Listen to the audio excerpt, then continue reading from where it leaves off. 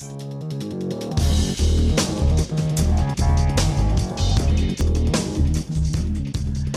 kasih pemirsa, Anda masih bersama kami.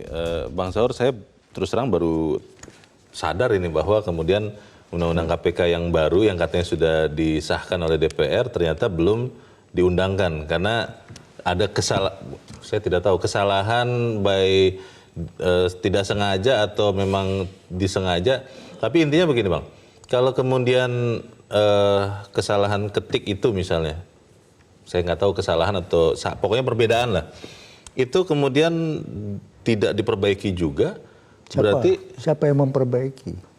DPR harus Bang? Ya DPR yang mana? DPR yang sekarang? Ya, itu kan pertanyaan juga secara hukum. Legalitasnya kan persoalan juga. Yang bikin undang kemarin. Kalau dia masuk kepada DPR yang sekarang, maka berarti dia masuk ke dalam wilayah legal review. Legislative review. Peninjauan oleh DPR oleh begitu DPR ya? yang menggunakan hak legislatifnya, ya sekalian aja, ngapain mesti perpu kan? Ngapain mesti judicial review? Jadi sekarang itu yang mau di judicial review kan barangnya belum ada. Secara perundang-undangan. Yang mau di legal review pun barangnya itu memang belum kemana-mana. Kan gitu. Tapi DPR-nya kan sudah berganti. Yang mau diperpukan juga undang-undang yang mana, nomornya juga dia belum kasih. Kan belum masuk ke belum ditandatangani dan belum masuk ke lembaran negara. Akan tetapi jika sebulan setelah disahkan oleh DPR, itu dia akan dengan otomatis berlaku. Walaupun tidak ada makanya nomor. Timbul pertanyaan, benar nanti diberi nomor oleh di lembaran negara itu otomatis, itu perintah konstitusi. Sekarang pertanyaannya kan bisa kalau itu disahin juga yang 50 menjadi 40 tahun itu kesalahan yang cukup prinsip itu ya ada lubang memang untuk bikin legal review maupun judicial review.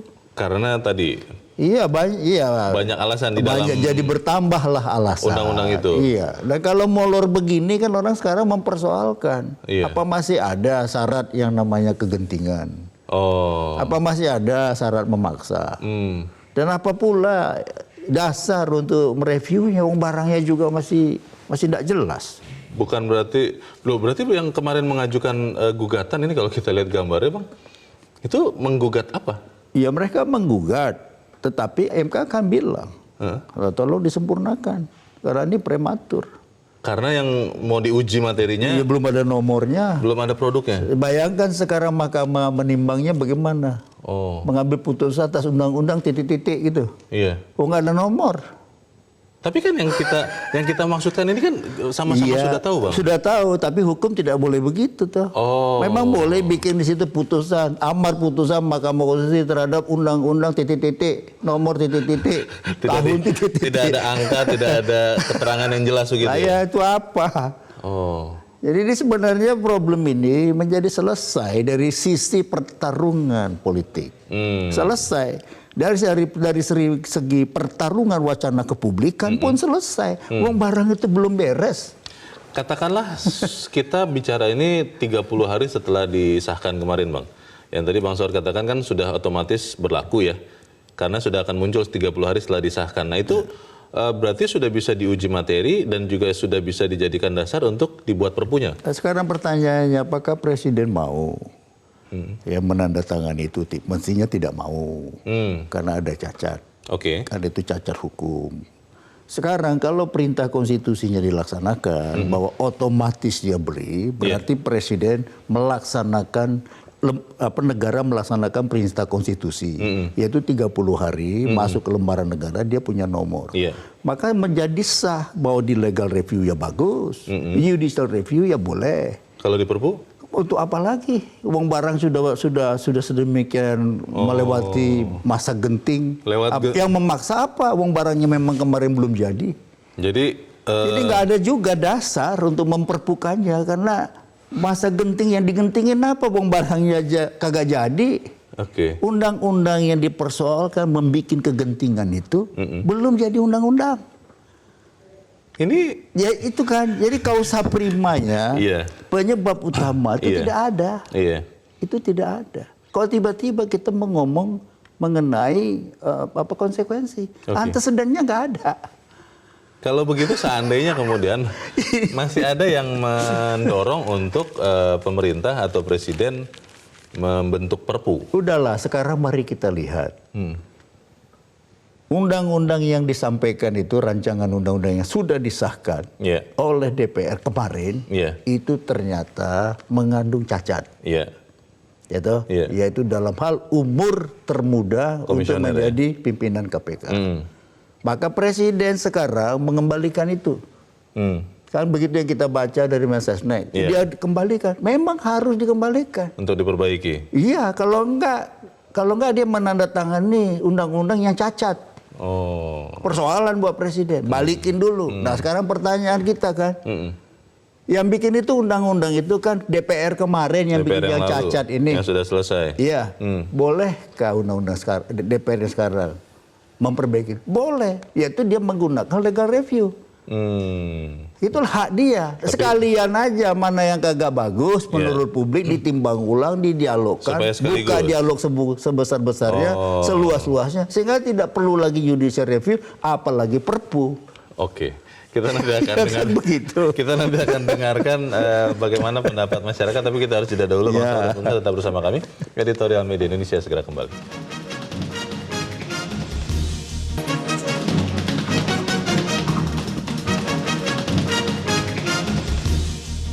Terima kasih pemirsa, Anda masih bersama kami. Bang Saur, kita coba dengarkan dulu pendapat dari pemirsa Metro TV. Kita sudah terhubung lewat saluran telepon dengan Pak Bambang Saptono di Surakarta, Jawa Tengah. Pak Bambang, selamat pagi Pak. Selamat pagi Metro TV, selamat pagi Indonesia. Selamat pagi, silakan Pak Bambang, bagaimana nih Pak? Oke, hormati uji materi Undang-Undang KPK. Jadi begini Mas, kami pun juga maklum bila ada pihak yang berbeda pemahaman atau bahkan tidak paham terkait dengan pro kontra revisi Undang-Undang KPK tersebut. Jangankan kok masyarakat umum, lah orang yang demo Undang-Undang KPK saja ada yang tidak paham dengan materi yang didemokan. Itu yang pertama. Dan kemudian Mas, yang berikutnya, kami menilai ada perbedaan pemahaman di masyarakat terkait Undang-Undang KPK yang telah direvisi dan disahkan dan kemarin dipermasalahkan dalam demo ya. Nah, di satu sisi ada pihak yang setuju dengan revisi Undang-Undang KPK, tetapi di sisi lain ada pihak yang kontra terhadap revisi Undang-Undang KPK tersebut. Dan yang kontra itu pun terbagi dua, yaitu menuntut uji materi ke MK, dan yang satu menuntut diterbitkannya Perpu dari Presiden. Tapi celakanya ada yang menuntut untuk uji materi, tetapi juga minta Perpu dari Presiden keluar secepatnya. Ini yang lucu. Nah, dikarenakan apa? Dengan sudah adanya gugatan uji materi Undang-Undang KPK ke MK, maka kita semua kan mestinya harus menghormati proses konstitusi tersebut, Mas. Sehingga jangan sampai ada pihak-pihak yang menekan untuk segera Presiden menerbitkan Perpu dan lain sebagainya. Nah, ini semuanya saya rasa kaitannya dengan informasi yang mestinya harus disampaikan oleh pemerintah kepada masyarakat. Nah, ini tugas dari Kemenkumham maupun Menko Polhukam untuk proaktif menjelaskan permasalahan kaitannya dengan pro kontra Undang-Undang KPK ini juga harus selalu disampaikan kepada masyarakat melalui media massa. Ya, terima kasih Mas. Terima kasih Pak Bambang di Surakarta, Jawa Tengah. Di belakang Pak Bambang ada Pak Yunus Luwat di Tanjung Selor. Pak Yunus Luwat, selamat pagi. Selamat pagi Indonesia, NKRI tercinta. Saya singkat saja mau katakan bahwa kita harus menghargai proses hukum. Karena negara kita negara hukum. Kita ketahui ada 12 prinsip pokok negara hukum yang sekaligus merupakan pilar utama yang menyangga berdirinya suatu negara, yaitu Negara Kesatuan Republik Indonesia. Saya Yunus Luwat dari Tanjung Selor, Kabupaten Bulungan, Provinsi Kalimantan Utara. Walaupun kami di pinggir hutan, di pelosok, di perbatasan, tapi kami mau menyampaikan harapan supaya dalam hal ini kita hargai proses hukum. Dari 12 prinsip hukum itu paling tidak harus memenuhi satu, supremasi hukum harus dihargai, ditegakkan. Yang ketiga, asas legalitas. Kemudian yang keempat, paling tidak pembatasan kekuasaan. Kalau pembatasan kekuasaan tidak ada, maka presiden sesuka-sukanya misalkan. Tapi kita tidak mau mencelakakan Pak Presiden. Kemudian yang kelima, organ-organ eksekutif yang bersifat independen harus independen, hargai hukum. Maka janganlah kita warga masyarakat terlalu memaksa atau mengintervensi. Kemudian yang asas ke-11, prinsip pokok negara hukum itu berfungsi sebagai sarana mewujudkan tujuan kesejahteraan bagi seluruh rakyat Indonesia. Kemudian yang ke-12, transparansi dan kontrol sosial. Memang harus ada, tetapi mari kita hargai proses hukum ini. Dari Tanjung Selor, Kabupaten Bulungan, Provinsi Kalimantan Utara, mudahan negara kita tetap aman damai. Jangan terpengaruh dengan kondisi yang kami tidak mau ada yang otak-otak yang mau merusak kebersamaan, kesatuan Republik Indonesia. Mari kita perkuat kesatuan Republik Indonesia ini, NKRI harga mati. Jangan kita mau hancur sebelum hal-hal ini terjadi. Kita harus bersatu dan... Terima kasih Pak Yunus di Tanjung Selor, Kalimantan Utara. Semangat sekali Pak Yunus. Kita dengarkan pemirsa Metro TV berikut. Kali ini dari Palu, Sulawesi Tengah, ada Pak Robi. Pak Robi, selamat pagi Pak. Selamat pagi Pak. Saya langsung aja. Jadi masih segar dalam ingatan saya, demo mendukung revisi Undang-Undang KPK yang juga luar biasa. Segar sekali di ingatan saya. Kemudian setelah masuk di Presiden, dan disetujui dengan merubah beberapa item untuk dibahas, itu terjadi lagi demo yang luar biasa yang menekan Presiden. Bahkan ada yang mau menurunkan, seperti mau menggagalkan 20 Oktober itu. Jadi mohon kepada Pak Jokowi, mudah-mudahan beliau mendengar juga ini, jangan mau dijebak sehingga menjadi sasaran tembak. Ini sangat berbahaya. Kemudian biarlah gugatan itu berproses di MK. Nanti MK yang melakukan tugasnya sesuai dengan kewenangannya. Kenapa saya tambahkan kewenangan? Karena ada juga yang minta yang mengada-ngada, seperti yang dibahas tadi di editorial.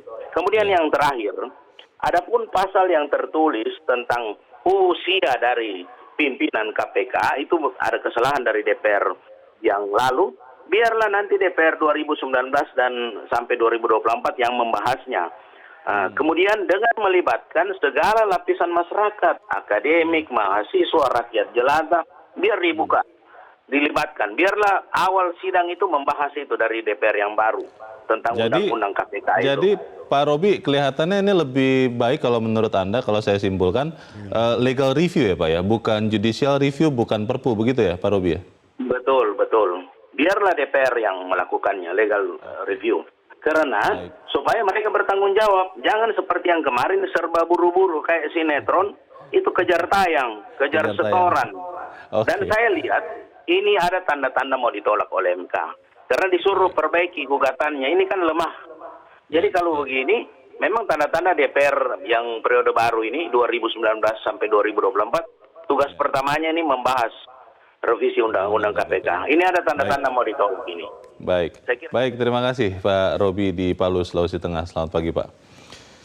Pak Robi melihat katanya ada tanda-tanda Bang Saur, kelihatannya mau ditolak oleh MK. Tapi kan tadi Bang Saur sudah jelaskan bahwa sebetulnya MK minta gugatan disempurnakan. Karena juga ada masalah yang krusial juga, bahwa yang mau digugat itu pun belum jadi lembaran negara atau belum jadi undang-undang. Ini bagaimana Bang?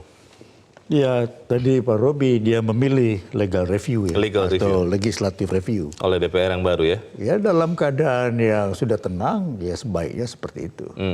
Tetapi sekarang kan adu cepat. Kalau judicial review lebih cepat, ya tentu lebih dulu itu menjadi keputusan kan.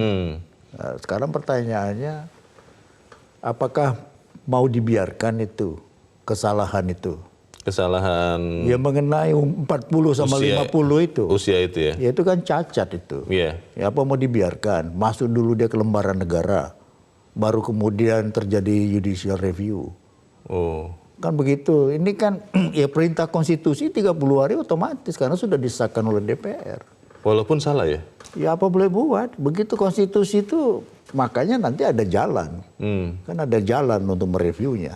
Nah sekarang daripada kan lebih baik sekarang DPR ambil yaitu ambil inisiatif, lakukan tuh legal review, perbaiki tur yaitu mana yang perlu diperbaiki.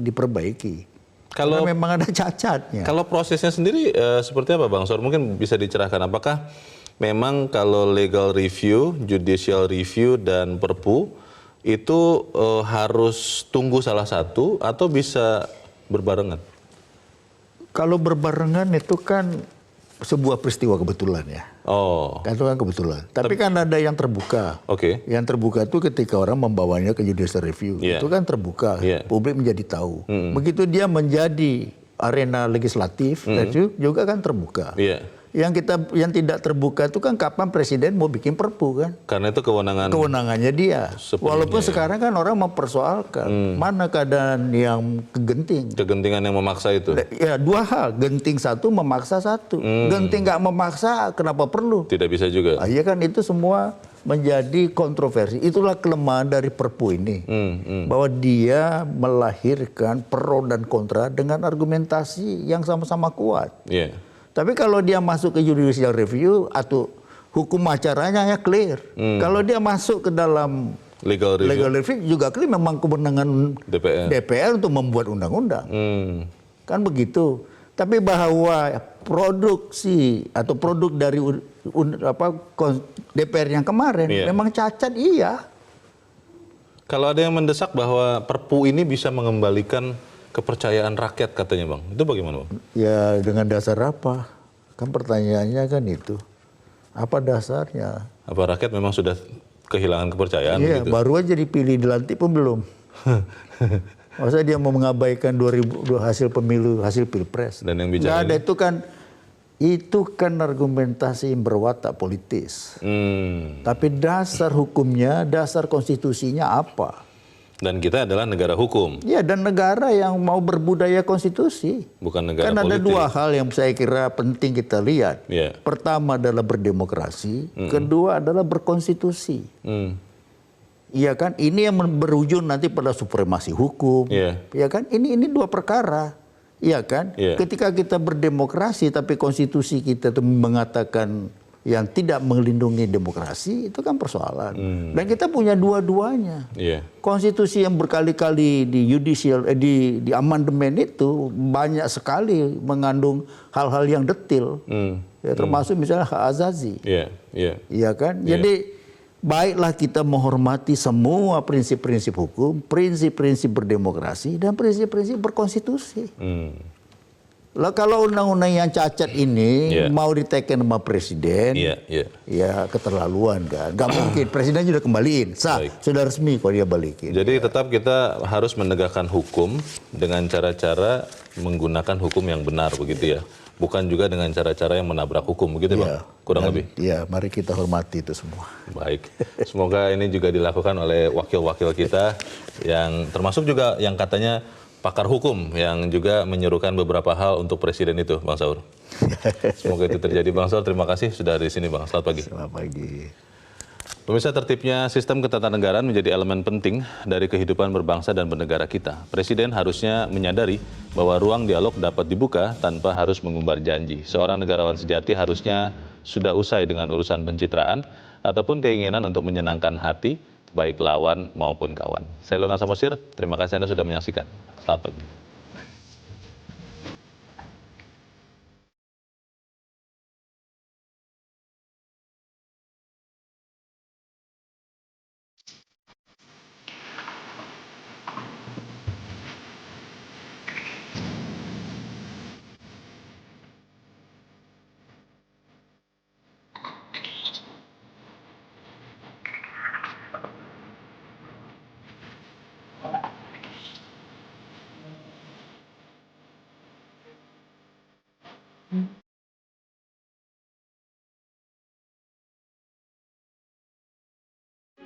Metro TV, knowledge to elevate.